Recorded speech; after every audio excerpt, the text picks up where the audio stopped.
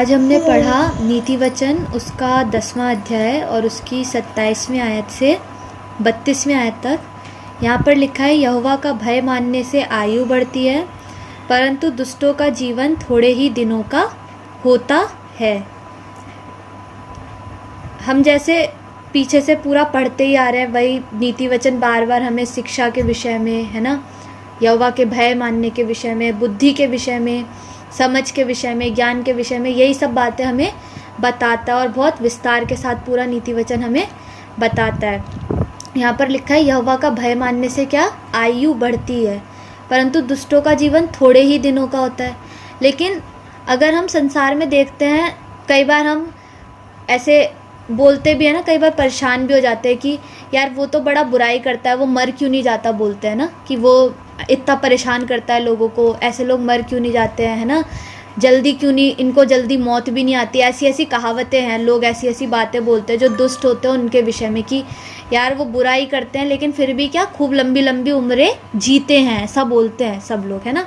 और हम देखते भी है कि जो दुष्ट होते हैं वो पृथ्वी पर काफ़ी सालों तक जी करके जाते हैं, है ना। क्योंकि हम, लेकिन यहाँ पर परमेश्वर का वचन क्या कह रहा है कि जो धर्मी है, जो यहोवा का भय मानते हैं, उनकी आयु बढ़ती है, लेकिन दुष्टों का जीवन थोड़े ही दिनों का होता है। ऐसा क्यों लिखा है?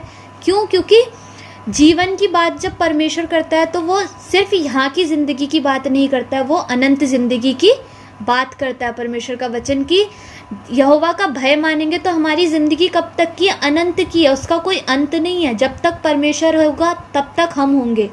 लेकिन जो दुष्टों का जीवन है वो क्या हो जाएगा? नरक में अंत हो जाएगा। उनके लिए क्या है? मौत है, उनको दूसरी मृत्यु मिल जाएगी। प्रकाशित वाक्य में लिखा है कि जो परमेश्वर की इच्छा के अनुसार चलेंगे उनको दूसरी मृत्यु से हानि नहीं होगी, है ना। जो परमेश्वर की इच्छा के अनुसार चले हैं, परमेश्वर के जैसा परमेश्वर चाहता है वैसे चलते हुए आए, उन्हें दूसरी मृत्यु से हानि नहीं होगी। लेकिन जो दुष्ट राह पर है उनको दूसरी मृत्यु से हानि होगी। और इसीलिए लिखा है कि जो यहोवा का भय मानेंगे उनकी आयु तो क्या जाएगी? बढ़ती चली जाएगी। लेकिन जो दुष्ट है उनका जीवन थोड़े ही दिनों का है। परमेश्वर के सम्मुख ये 80 साल, 70 साल, 90 साल हमारे लिए एक बहुत लंबा पीरियड है, लेकिन परमेश्वर की दृष्टि में ये पल भर की, क्षण भर की सी बात है। फिर 28वीं आयत में लिखा है, धर्मियों की आशा रखने में आनंद मिलता है, धर्मियों को आशा रखने में आनंद मिलता है, परंतु दुष्टों की आशा टूट जाती है। धर्मियों की आशा किस पर होती है? हमेशा अपने परमेश्वर पर होती है। और वचन ऐसा बताता है कि जितनों ने यहोवा को देखा उनके मुंह कभी काले नहीं हुए। जिन्होंने अपनी आशा को किस पर लगाए रखा? परमेश्वर पर लगाए रखा, उन्होंने कभी पराजय का सामना नहीं किया। लेकिन दुष्टों की आशा किस पर होती है? अपने ऊपर ही होती है। हमारा पैसा, हमारा घमंड, हमारी ताकत, हमारा क्या बोलते हैं, हमारी पावर, हमारी सामर्थ, है ना, हमारा सर्कल, हमारा ऊंचे ऊंचे लोगों में उठना बैठना, उनकी पावर, उनकी क्षमता, उनकी आशा किस पर होती है? दुनियावी चीज़ों पर होती है। और इस कारण से उनकी जो दुनियावी आशा है वो क्या हो जाती है? टूट जाती है। लेकिन जो धर्मी होता है उनकी आशा, उनका भरोसा, वो अपना पूरी आँखों को हमेशा किस पर लगाए रखते हैं? परमेश्वर पर लगाए रखते हैं। और जिसके कारण उनको क्या मिलती है? सफलता मिलती है। उनको वो आशा रखने में क्या मिलता है? आनंद मिलता है। हम लोग भी आज क्या आशा रखते हैं कि हम परमेश्वर के साथ साथ चल रहे हैं तो प्रभु हमें क्या देगा? अनंत ज़िंदगी देगा। हमारी आशा है कि हम परमेश्वर के साथ रहेंगे, जहाँ यीशु होगा वहाँ हम भी होंगे। और उस आशा को रखने में हमें आनंद मिलता है। भले ही दुख आते हैं, तकलीफ़ें आती हैं, है ना, ऐसी परिस्थितियाँ आ जाती हैं कि शैतान क्या करता है? कई बार हम पे हंसता भी है कि अरे तुम तो बड़ा दुआ बंदगी करते हो, फिर भी क्या है? तुम्हारी ज़िंदगी में परेशानी है, तकलीफ़ है। लेकिन हमारी आशा परमेश्वर पर है। हम उन तकलीफ़ों से भी क्या आ जाते हैं? बाहर आ जाते हैं। और परमेश्वर पे हमारा आनंद जो परमेश्वर में है वो क्या रहता है? निरंतर बना रहता है, क्योंकि परमेश्वर हमारी आशा है, परमेश्वर हमारी ताकत है। 29वीं आयत में लिखा है, यहोवा खरे मनुष्यों का गढ़ ठहरता है, परंतु अनर्थकारियों का विनाश होता है। फिर से, जो खराई के साथ चलते हैं यहोवा उनके लिए क्या है? एकदम दृढ़ चट्टान, उनका गढ़ है। गढ़ मतलब कि पुराने ज़माने में लोग गढ़ बनाते थे ना, मतलब राजा महाराजा लोग ऐसे गढ़ बना देते थे अपनी शहरपना के चारों तरफ, है ना, एक पहरा लगा देना, एक गढ़ बनाना, है ना। और यहोवा क्या ठहरता है? जो खराई से चलते हैं परमेश्वर के साथ, उनके लिए गढ़ ठहरता है। लेकिन जो अनर्थकारी हैं, यानी कि अनर्थ की चालों को चलने वाले हैं, उनकी बातों का, उनके किसी भी चीज़ का कोई अर्थ नहीं आता, उनका क्या होता है, विनाश ही होता है। वो उनका परंतु अनर्थकारियों का क्या होता है, विनाश ही होता है, विनाश होता है, लिखा है कि वो नाश हो जाते हैं, क्योंकि उनके काम उल्टे हैं, है ना। काम, वो चाल सही नहीं चल रहे, दूसरों को नुकसान पहुंचाना, किसी का बुरा चाहना है, किसी से घृणा करना, किसी को मार देना, इन सब कामों से परमेश्वर का वचन कहता है परमेश्वर को घृणा आती है। हमने नीति वचन में ही पढ़ा कि जो हाथ किसी के हत्या करने को उठते हैं उनसे यहोवा को घृणा है ना। तो ऐसी, और वो सब क्या करते हैं, ऐसी चीज़ें करते हैं, घमंड उनके अंदर है, घमंड से चढ़ी हुई आके यहोवा को क्या करते हैं, उनसे घृणा आती है यहोवा को। तो जो अनर्थकारी उनका क्या होता है, विनाश होता है, क्योंकि वो परमेश्वर की राह पर नहीं चलते।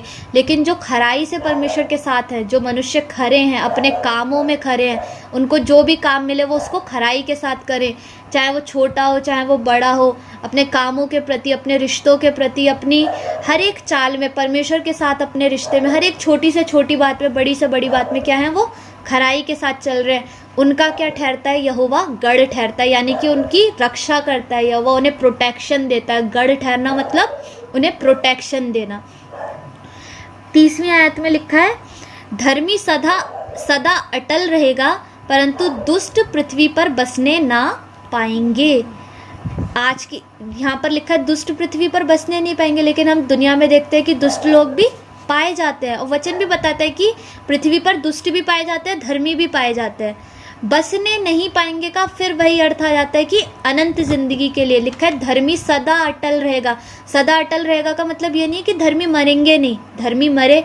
परमेश्वर प्रभु यीशु मसीह के चेले हम देखते हैं क्या हुए, मारे गए, है ना, शहीद हुए, उनकी भी कब्रें हैं, है ना, उनको भी गाड़ा गया, दफन किया गया, तो क्या वो मरे नहीं, मरे, है ना। आज भी इतने बड़े बड़े पास्टर्स हैं, सब प्रभु के घर जाते हैं, मौत से होकर के गुजरना पड़ता है, जब तक रैप्चर नहीं होता तब तक लोग क्या कर रहे हैं, मृत्यु का स्वाद भी चख रहे हैं। लेकिन सदा अटल बने रहने का अर्थ है कि परमेश्वर के राज्य में क्या रहेंगे, सदा अटल रहेंगे। वो जो नई पृथ्वी, नए आकाश की परमेश्वर ने वाचा करी है, उसमें धर्मी क्या रहेंगे, सदा सदा लौ तक बने रहेंगे, परमेश्वर के साथ साथ वो भी बने रहेंगे। और दुष्ट क्या होंगे, उसमें बसने भी नहीं पाएंगे। 31वीं आयत में लिखा है, धर्मी के मुंह से बुद्धि टपकती है, पर उलटफेर की बात कहने वाले की जीभ काटी जाएगी। धर्मी ग्रहण योग्य बात समझ कर बोलता है, परंतु दुष्टों के मुंह से उलटफेर की बातें निकलती हैं। हमने पहले भी पढ़ा कि जहाँ ज़्यादा बातें होती हैं वहाँ क्या होते हैं, अपराध भी ज़्यादा होते हैं। कई सारे लोग अपने को अच्छा बताने के लिए क्या करते हैं, बहुत बहुत बातें बोलते हैं, लेकिन उनकी चाल सही नहीं होती है ना। तो परमेश्वर का वचन यही कह रहा है कि जो धर्मी है उसके मुंह से कैसी बातें निकलेंगी, बुद्धि की ही बातें निकलेंगी, है ना। लेकिन जो दुष्ट है वो क्या करेंगे, उलटफेर की बातें ही बोलेंगे। अरे कुछ अच्छा नहीं होता है, भला करने से क्या होता है, अरे सच बोलने से क्या होता है ना। तो झूठ तो बोलना ही पड़ता है, झूठ नहीं बोलेंगे तो काम कैसे चलेगा, घर कैसे चलाएंगे। लोगों की ऐसी सोच है ना। क्यों? क्योंकि उनकी ज़िंदगियों में वो खराई नहीं है ना, वो सच्चाई नहीं है, कि वो परमेश्वर की बुद्धि नहीं है उनके अंदर। मूर्ख हैं वो लोग, है ना। और वचन ऐसों को मूर्ख ही कहता है कि जो बुद्धि के साथ नहीं चलते, जो यहोवा का भय नहीं रखते।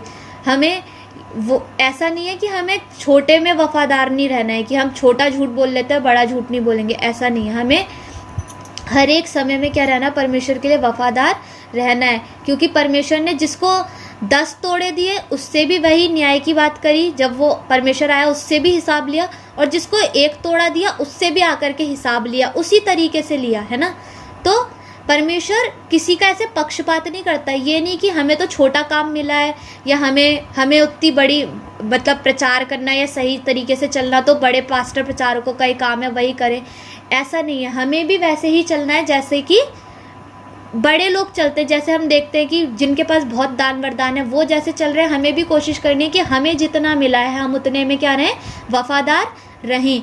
तो हमारी ज़िंदगी ऐसी होनी है कि हमें बुद्धि के साथ चलना है, ऐसे नहीं कि हम ऐसी अपनी ज़िंदगी को बर्बाद करें। तो परमेश्वर हमें आशीष दें कि हम परमेश्वर के सम्मुख बुद्धि के साथ और यहोवा का भय मानते हुए अपनी ज़िंदगी में आगे बढ़ने पाए, ताकि परमेश्वर हमारी ज़िंदगियों को अपनी महिमा के लिए इस्तेमाल करें। और जो उन्होंने तोड़े हमें दिया, भले ही एक तोड़ा क्यों ना दिया हो, लेकिन जब परमेश्वर आए और हमसे हिसाब मांगे तो हम प्रभु से कहने पाए, प्रभु आपने ये तोड़ा हमें दिया और हमने इससे इतना और कमाया है। तो परमेश्वर हमें वो आशीष दे और अपनी महिमा के लिए इस्तेमाल करें। प्रभु यीशु मसीह के नाम से आमीन।